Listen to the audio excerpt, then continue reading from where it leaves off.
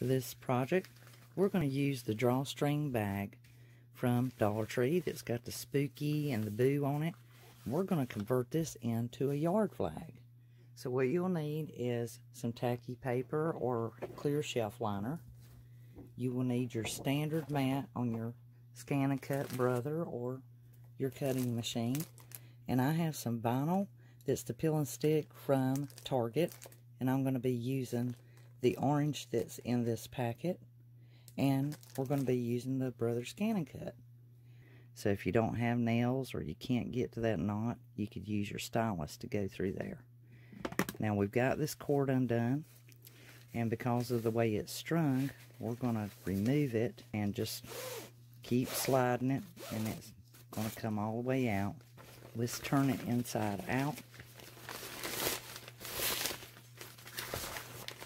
This is made out of the same parachute nylon material that the yard flags are made out of. And I had noticed that no one has thought to do this. And I thought that would be such a cute little yard flag. So you have options here. You can undo this thread if you like, if you feel you can get to it. Or you can probably just cut it with a pair of scissors to get it started. Once you do that, they usually come undone pretty easy. Okay, so we have our bag apart. Save this part. We're going to make us a fall yard flag. And take this one. And since those edges are already turned up, use your hot glue gun, and let's go ahead and glue that. Using my Brother ScanNCut and going ahead and resizing the letters that are already programmed into the machine, and laid it down, and voila, I had this beautiful Halloween yard flag for less than $1.